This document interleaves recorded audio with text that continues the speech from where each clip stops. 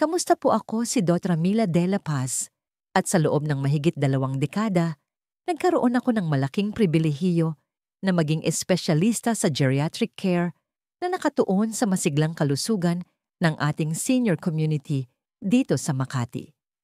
Nais ko po kayong tanungin at sana ay sagutin ninyo ito ng tapat para sa inyong sarili lamang. Naranasan nyo na po bang tumingin sa salamin at makaramdam ng pagkakaiba sa pagitan ng masigla at may kakayahang babae na alam ninyong kayo sa loob at ng pagod na taong nakatingin pabalik sa inyo? Tinanggap nyo na lang ba ang pakiramdam ng palaging pagod pagnipis ng buhok o pagkawala ng dating sigla bilang isang hindi maiiwasang bahagi ng pagtanda? Paano kung sabihin ko sa inyo na ang paniniwalang ito ang tahimik na pagtanggap sa paghina ay isa sa pinakalaganap at nakapipinsalang alamat tungkol sa pagtanda sa ating lipunan ngayon? Palagi tayong binubomba ng mga mensahe direkta man o hindi na ang buhay ng isang babae pagkatapos ng edad 60 ay isang dahan-dahang paglipas. Ito ay isang kwento ng pagbagal, pag-atras at pagtanggap sa mga limitasyon. Ipinaniwala sa atin na ang ating pinakamagagandang taon, ang ating pinakamasigla at nagniningning na mga taon ay tapos na. Ngunit sa aking praktika, ibang katotohanan ang aking nakikita. Nakakita ako ng mga kababaihan sa kanilang 60s, 70s at kahit 80s na nagsisimula ng mga negosyo, umaakyat sa mga trail ng Rizal, umiibig at namumuhay ng may sigla na ikahihiya ng maraming 30 anyos. Ang pagkakaiba ay hindi isang mahiwagang tableta o swerte sa genetics. Kadalasan ito ay tungkol sa pag-unawa na ang ating katawan ay may iba't ibang pangangailangan ngayon. At ang pagtugon sa mga pangangailangang iyon ay hindi tungkol sa paglaban, sa pagtanda, kundi sa matalino at magandang pakikipagtulungan dito. Ngayon, hindi ako narito upang pag-usapan ang isang komplikado at mahigpit na dieta o isang nakakapagod na ehersisyo. Narito ako upang ibunyag ang 3 pangunahing bitamina na madalas nakakaligtaan na maaaring magsilbing pundasyon ng inyong enerhiya, kumpiyansa at oo ng inyong intimate wellness sa kahangahangang kabanatang ito ng buhay. Lalagpasan natin ang one-size-fits-all na daily multivitamin at susuriin natin kung ano talaga ang kailangan ng inyong katawan. Hindi lamang ito tungkol sa paghaba ng buhay. Ito ay tungkol sa mas magandang pamumuhay na may mas maraming sigla, mas maraming kagalakan at mas nagniningning na kayo. Simulan natin sa pinakapundasyon ng ating pang-araw-araw na sigla, ang enerhiya. Ang unang mahalagang sustansya na kailangan nating tugunan ay ang vitamin B12. Alam ko kung ano ang iniisip ng marami sa inyo. Kumakain kayo ng balanseng pagkain, umiinom ng daily multivitamin at nagpapa-check up taon-taon. Ipinapalagay ninyo na ayos lang ang inyong B12 levels. Ang problema ang lumang paraan ng pag-iisip na sapat na ang karaniwang dieta ay hindi na totoo para sa marami sa atin na higit sa 60. Ang issue ay hindi palaging tungkol sa kung ano ang kinakain. Ito ay tungkol sa absorption o kung paano ito nasisipsip ng katawan. Habang tayo ay nagkakaedad, natural na bumababa ang produksyon ng ating stomach acid. Ang acid na ito ay napakahalaga para ihiwalay ang vitamin B12 mula sa protina na pinagkakabitan nito sa pagkain. Kung walang sapat nito, maaari kayong kumain ng steak o salmon na mayaman sa B12, ngunit dadaan lamang ito sa inyong sistema, hindi nasisipsip at hindi nagagamit. Bukod pa rito, maraming karaniwang gamot na inirereseta sa mga nakatatanda, tulad ng metformin para sa diabetes o mga gamot sa acid reflux tulad ng mga proton pump inhibitor ay maaaring makasagabal sa B12 absorption. Kaya maaaring ginagawa ninyo ang lahat ng tama ayon sa lumang tuntunin, ngunit nararamdaman pa rin ninyo na laging ubos ang inyong lakas. Ito ay humahantong sa isang malalim na pagkapagod na hindi kayang alisin ng kape, isang nakakainis na brain fog o pakiramdam na laging lutang ang isip kung saan ang mga salita ay nasa dulo ng inyong dila at maging mga kakaibang pakiramdam tulad ng pamamanhid sa inyong mga kamay o paa. Kadalasan ang mga sintomas na ito ay binabaliwala bilang senior moments o hindi maiiwasang bunga ng pagtanda. Ang kahalagahan ng vitamin B12 ay hindi maaring maliitin. Ito ang nagsisilbing spark plug para sa makina ng inyong katawan.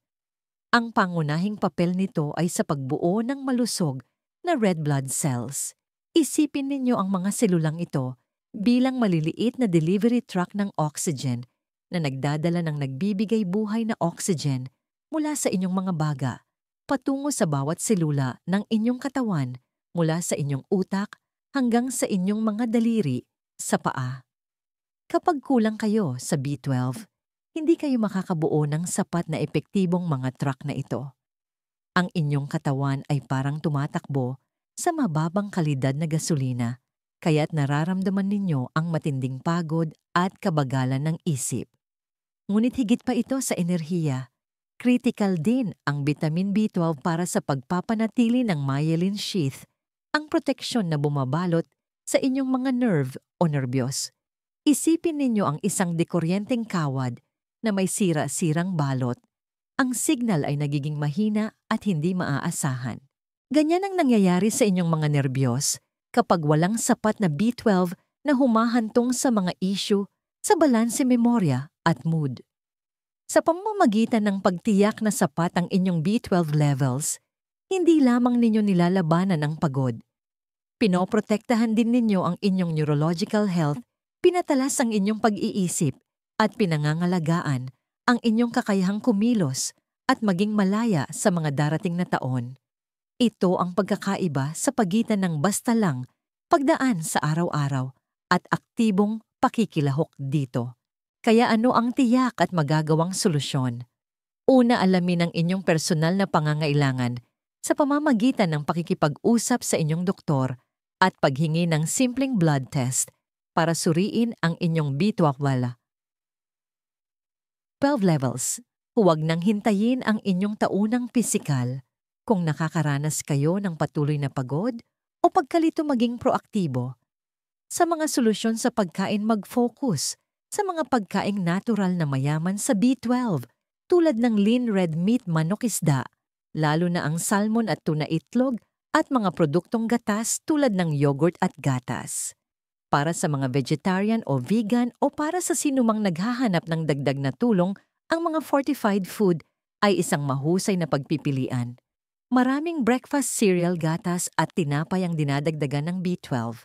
Gayon din ang fortified nutritional yeast ay maaaring iwisik sa mga salad o popcorn at maraming plant-based milk, almond, soy, oat ay meron na ring B12. Gayunpaman, dahil sa issue ng absorption, ang suplemento ay kadalasang pinaka-epektibong paraan para sa mga kababaihan na higit sa 60. Sa halip na simpleng tableta na umaasa sa stomach acid, isaalang-alang ang isang sublingual sa ilalim ng dila na anyo o isang B12 spray. Sa mga pamamaraang ito, ang bitamina ay direktang nasisipsip sa daluyan ng dugo, nilalampasan ang digestive system. Ang karaniwan at epektibong dosis ay 1,000 micrograms mcg bawat araw, ngunit napakahalaga na matukoy ang tamang dosis para sa inyo kasama ng inyong healthcare provider. Naaalala ko ang isang pasyente ko, si Aling Margarita, isang 72 taong gulang mula rito sa Quezon City. Dumating siya sa akin na kumbinsidong nagsisimula na siyang magkaroon ng demensya. Nakakalimutan niya ang mga appointment, walang lakas makipaglaro sa kanyang mga apo at palaging may mabigat na pakiramdam. Ang kanyang dieta ay perpekto. Nagpa-test kami at lumabas na critical ang kababaan ng kanyang B12. Sinimulan namin siya sa beef injections at sa loob ng isang buwan, kahanga-hanga ang pagbabago. Nawala ang fog sa kanyang isipan, bumalik ang kanyang enerhiya at bumalik siya sa pagiging matalas at masiglang ilaw ng tahanan na mahal ng kanyang pamilya. Hindi ito demensya. Ito ay isang simple at naitatamang kakulangan. Ngayon, nais ko pong kumustahin kayo. Habang pinakikinggan ninyo ito, nakikilala niyo ba ang alinman sa mga damdaming ito ng patuloy na pagkapagod o pagkalito sa inyong sariling buhay? Nahihirapan ba kayong maghanap ng lakas para sa mga tao at aktibidad na mahal ninyo kung ang impormasyong ito tungkol sa vitamin B12 ay naging kapaki-pakinabang at tumatak sa inyo? Mangyaring ipaalam sa akin sa pamamagitan ng pag-type ng 1 sa mga komento sa ibaba. Kung sa tingin ninyo ay hindi ito angkop o nakatulong sa inyo, mangyaring i-type ang 0. Ang inyong feedback ay napakahalaga at tumutulong sa akin na lumikha ng mas mahusay na nilalaman upang matugunan ang inyong mga pangangailangan. Sunod, pag-usapan natin ang isang bitamina na may malaking kaugnayan sa ating lakas, sa ating mood, at sa ating pangkalahatang kumpiyansa, ang vitamin D. Ang karaniwang kaalaman na ating kinalakihan ay simple magpaaraw ng kaunti, uminom ng gatas at magiging maayos ang iyong mga buto. Sa loob ng maraming henerasyon, sapat na ang payong ito. Gayunpaman, ang lumang paraan ay hindi na sapat ngayon dahil sa ilang mahahalagang dahilan. Una, habang tumatanda ang ating balat, ito ay nagiging hindi na gaanong epektibo sa paggawa ng vitamin D mula sa sikat ng araw. Ang isang taong nasa edad 70 ay maaaring gumawa lamang ng halos 25% ng vitamin D kumpara sa isang 20 anyos mula sa parehong tagal ng pagbibilad sa araw. Pangalawa, mas mulat na tayo ngayon sa panganib ng skin cancer. Masipag tayong naglalagay ng sunscreen na napakahalaga para protektahan ang ating balat, ngunit kahit ang sunscreen na may SPF 15 ay maaaring humarang ng hanggang 99% ng vitamin D synthesis. Pangatlo, para sa marami sa atin, lalo na sa panahon ng tag-ulan, mula Hunyo hanggang Nobyembre, kulang ang malakas at direktang sikat ng araw para makagawa ng sapat na vitamin D. Ang pag-asa lamang sa araw at sa kaunting gatas sa kape ay isang recipe para sa kakulangan. Sa makabagong panahon na ito at ang mga kahihinatnan nito ay higit pa sa marupok na mga buto. Ang kahalagahan ng vitamin D ay umaabot sa pinakapuso ng ating pisikal at emosyonal na kumpiyansa. Ang pinakatanyag na papel nito, syempre, ay sa calcium absorption. Maaari kayong kumonsumo ng lahat ng calcium sa mundo, ngunit kung walang sapat na vitamin D, para kayong may mga materyales sa construction site na walang mga trabahador na gagamit nito. Ang vitamin D ang siyang foreman na nagbubukas ng pinto at nag-uutos sa inyong katawan na sipsipin ang calcium at ideposito ito sa inyong mga buto. Ang prosesong ito, ang inyong pangunahing depensa laban sa osteoporosis, ang tahimik na sakit na nagpapahina sa mga buto na ginagawa itong madaling mabali mula sa isang maliit na pagkahulog o kahit sa simpleng pag-ubo. Ang isang matibay na balangkas ay hindi lamang tungkol sa pag-iwas sa bali. Ito ang nagdidikta ng inyong postura, ng inyong kakayahang tumayo, ng tuwid lumakad, ng may matatag na hakbang at buhati ng inyong mga apo. Ito ang pinakapundasyon ng inyong kumpiyansa, ngunit hindi diyan nagtatapos ang kwento. Alam na natin ngayon na ang mga vitamin D receptor ay nasa halos lahat ng selula at tissue sa katawan, kabilang ang utak. Ito ay gumaganap bilang isang makapangyarihang hormone na tumutulong sa pag-regulate ng mood at maaaring labanan ang kalungkutan. Ang mababang antas ng vitamin D ay malakas na naiugnay sa mas mataas na panganib ng depression at ang tinatawag na seasonal blues, ang pakiramdam ng pagkahapo at kalungkutan na maaaring maranasan tuwing mahaba at madilim ang panahon ng tag-ulan. Bukod dito, ito ay isang mahalagang tagapamahala ng immune system na nagsisilbing konduktor ng inyong immune orchestra. Tinitiyak na ang mga depensa ng inyong katawan ay matatag at tumutugon ng tama sa mga banta. Ang isang malakas na immune system ay nangangahulugan ng mas kaunting sipon at sakit na nangangahulugan din ng mas maraming oras at lakas para mabuhay ng lubos. Kaya paano natin konkretong matutugunan ang ating mga pangangailangan sa vitamin D muli? Ang unang hakbang ay kaalaman. Hilingin sa inyong doktor ang isang 25-hydroxy-vitamin D blood test upang malaman ang inyong eksaktong antas. Ito ang tanging paraan upang malaman kung kayo ay may kakulangan. Bagamat ang sikat ng araw ay isang mapagkukunan, hindi ito maaasahan dahil sa mga nabanggit nating dahilan. Limitado rin ang mga pagkaing mayaman dito, ngunit makakatulong sila. Ang pinakamahusay na mapagkukunan sa pagkain ay ang mga matatabang isda tulad ng salmon tanige at sardinas. Ang isang 100 gramo na serving ng salmon ay maaring magbigay ng malaking bahagi ng inyong pang-araw-araw na pangangailangan. Kasama rin sa ibang mapagkukunan ang atay ng baka at pula ng itlog. Maraming pagkain sa Pilipinas ang fortified o dinadagdagan ng vitamin D, pinakatanyag ang gatas, ngunit marami ring brand ng orange juice yogurt at breakfast cereal. Siguraduhing tingnan ang mga label. Gayunpaman, para sa karamihan ng mga kababaihan na higit sa 6 ng suplemento ay hindi lamang isang option. Ito ay isang pangangailangan. Ang pinaka-epektibong anyo ay ang vitamin D3 cholecalciferol dahil ito ang uri na ginagawa ng inyong katawan mula sa sikat ng araw at mas mabisa kaysa sa D2 form. Ang pangkalahatang rekomendasyon ay 800 international units EU bawat araw, ngunit maraming eksperto ngayon ang nagre-rekomenda ng 1,000 hanggang 2,000 EU araw-araw, lalo na para sa mga may mababang antas. Mahalagang makipagtulungan sa inyong doktor upang mahanap ang inyong pinakamainam na dosis dahil ang sobrang taas na antas ay maaari ring makasama.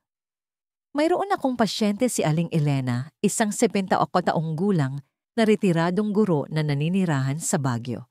Tuwing tag-ulan siya ay nakakaramdam ng matinding kalungkutan, nawawalan ng lahat ng motibasyon at nakakaramdam ng pag-aalala.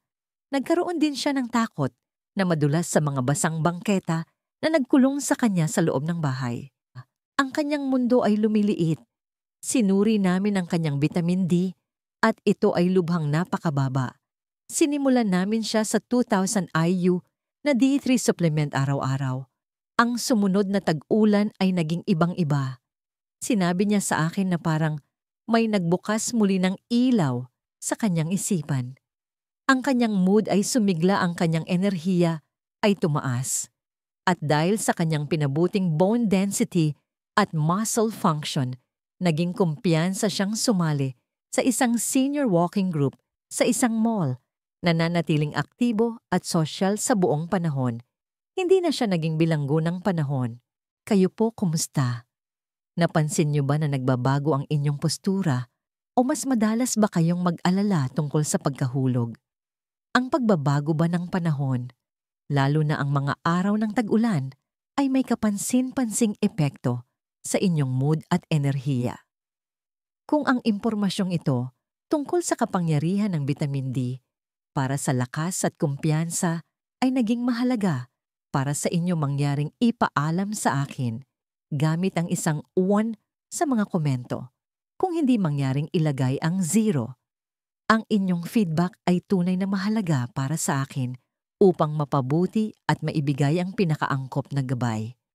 Panghuli, nais kong talakayin ang isang paksa na napakahalaga, ngunit madalas ay ikinahihiyang pag-usapan, ang ating intimate wellness. Ang pangatlong mahalagang bitamina na nais kong talakayin ay ang vitamin E. Para sa maraming kababaihan, ang mga pagbabagong nangyayari pagkatapos ng menopause, partikular ang panunuyo ng ari pagnipis ng mga tissue at discomfort sa pakikipagtalik ay tinatanggap na lamang ng may pagbibitiw. Madalas itong tinitingnan bilang isang pribado, nakakahiya at hindi maiiwasang bahagi ng pagtanda. Ang lumang paraan ng pag-iisip ay tiisin na lang ito o tuluyang umiwas sa pisikal na intimasya na humahantong sa pagkawala ng koneksyon at dagok sa self-esteem. Maaaring sumubok ang mga kababaihan ng mga over-the-counter lubricant na maaaring magbigay ng pansamantalang ginhawa, ngunit hindi nito tinutugunan ang pinag-uugatang issue ng kalusugan ng tissue. Ang problema ay bihirang nating iugnay ang ating nutrisyon sa ating intimate health ngunit ang ugnayan ay direkta at makapangyarihan. Ang pagbaliwala sa aspetong ito ng ating kapakanan ay isang kapabayaan sa ating sarili at sa ating mga partner dahil ang isang malusog na buhay intimate ay isang mahalagang bahagi ng pangkalahatang kaligayahan, kumpiyansa at isang matibay na relasyon. Ang kahalagahan ng vitamin E ay nakasalalay sa maraming papel nito bilang isang mabisang antioxidant at taga-suporta ng kalusugan ng selula. Isipin ang isang antioxidant bilang bodyguard ng inyong mga selula. Pinoprotektahan sila mula sa pinsalang dulot ng mga hindi matatag na molekula na tinatawag na free radicals. Ang pinsalang ito na kilala bilang oxidative stress ay nagpapabilis sa proseso ng pagtanda sa lahat ng tissue, kabilang na ang mga maselang tissue ng vaginal wall. Sa pamamagitan ng pag-neutralize sa mga free radical na, ito tinutulungan ng vitamin E na mapanatili ang kalusugan lakas at pagkaelastiko ng mga tissue na ito. Ito ay isang fat-soluble vitamin na nangangahulugang ito ay nagiging bahagi ng cell membranes na tumutulong na panatilihin ang moisture. Para sa intimate wellness, ito ay direktang nangangahulugan ng pinabuting natural na lubrikasyon at pagbawas sa panunuyo at iritasyon na maaaring maging dahilan ng sakit habang nakikipagtalik. Ang kondisyong ito na kilala bilang vaginal atrophy ay napakakaraniwan, ngunit hindi ito kailangang maging isang habambuhay na sentensya. Bukod dito, sinusuportahan ng vitamin E ang malusog na sirkulasyon, tinitiyak na ang sapat na supply ng dugong may oxygen ay umaabot sa lahat ng bahagi ng katawan na mahalaga para sa kalusugan ng tissue at pagpukaw ng pagnanasa.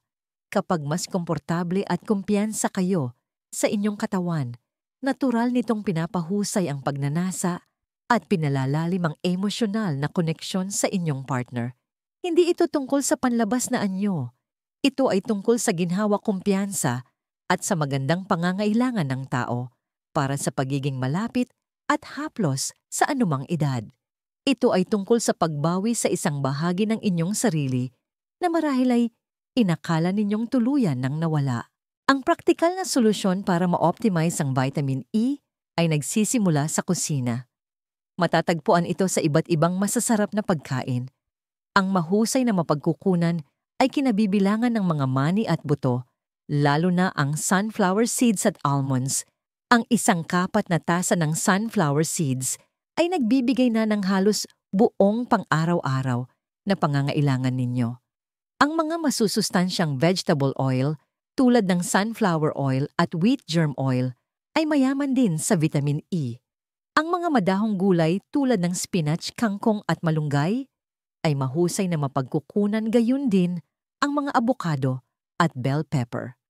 Ang pagsasama ng mga pagkaing ito sa inyong pang-araw-araw na dieta ay isang napakagandang unang hakbang.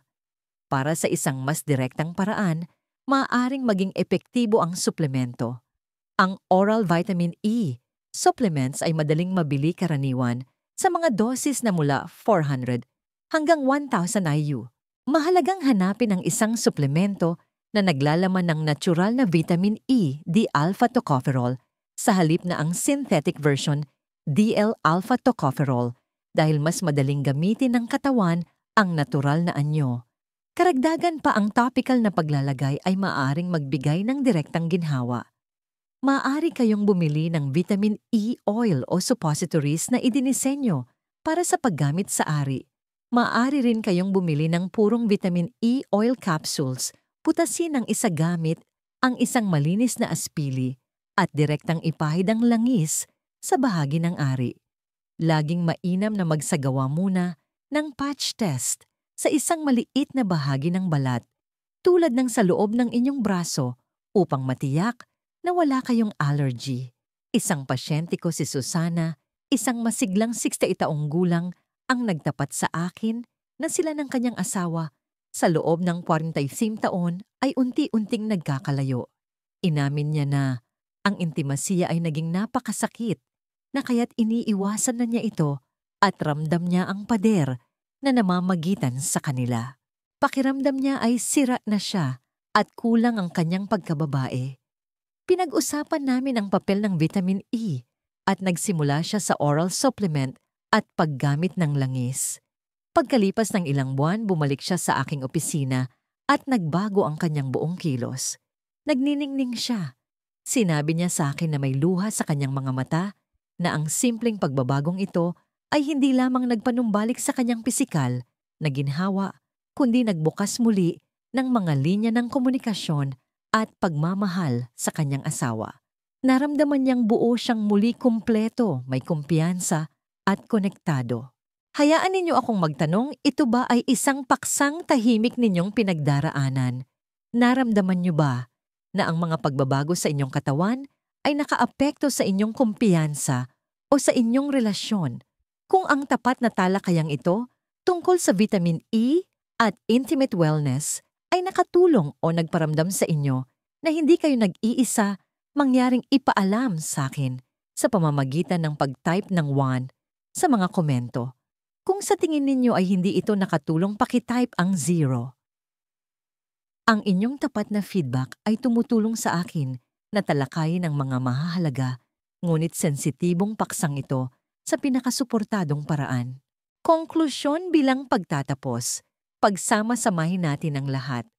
Naglakbay tayo sa 3 mahahalagang sustansya na mga haligi ng isang masiglang buhay pagkatapos ng 60. Natuklasan natin kung paano ang vitamin B12 ang susi sa pagpapalakas ng inyong cellular energy, pag-aalis ng brain fog, at pagbabalik ng sigla sa inyong mga hakbang. Nakita natin kung paano ang vitamin D ang hindi matatawarang pundasyon para sa inyong pisikal na lakas at emosyonal na katatagan na nagbibigay kapangyarihan sa inyong tumayo ng tuwid, manatiling matatag at panatilihing maliwanag ang inyong diwa kahit sa pinakamadilim na araw. At tapat nating pinag-usapan kung paano ang vitamin E ay isang banayad, ngunit makapangyarihang kaalyado para sa inyong intimate wellness na nagpapanumbalik ng ginhawa, kumpiyansa at ng magandang koneksyon na kaakibat nito.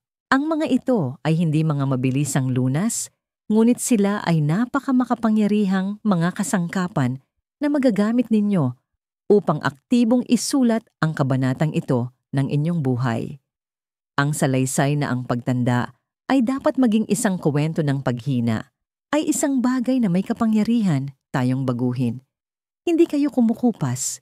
Kayo ay nag-iipon ng karunungan, karanasan at lalim ng pagkatao na tunay na maganda. Ang inyong katawan ay nangangailangan lamang ng ibang uri ng suporta ngayon, isang mas tiyak at matalinong diskarte sa nutrisyon na nagpaparangal sa paglalakbay na pinagdaanan nito.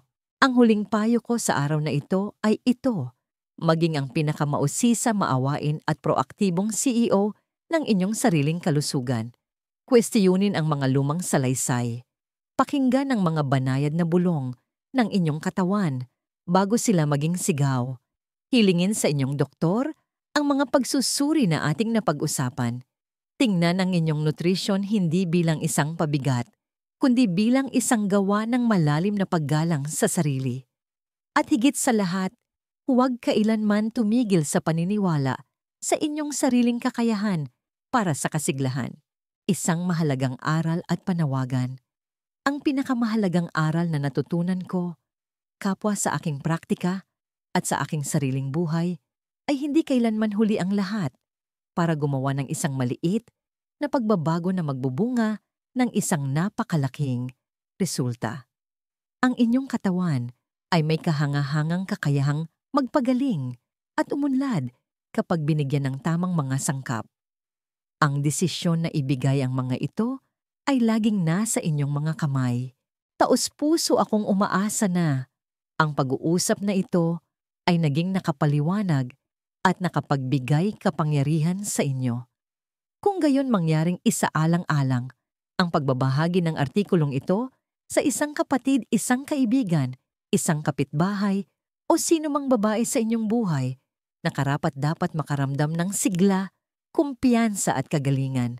Ang pinakadakilang regalo na maibibigay natin sa isa't isa ay ang kaalaman para sa mas mabuting pamumuhay. Mangyaring maglaan ng sandali para mag-iwan ng komento sa ibaba at ipaalam sa akin kung alin sa 3 bitaminang ito ang una ninyong pagtutuunan ng pansin. Gustong-gusto kong basahin ang inyong mga kwento at pananaw. At kung hindi pa mangyaring mag-subscribe para sa mas maraming payo na nakabatay sa ebidensya at may malasakit upang matulungan kayong mabuhay ng pinakamahusay sa bawat edad. Salamat sa inyong oras at tiwala. Manatili po kayong malusog.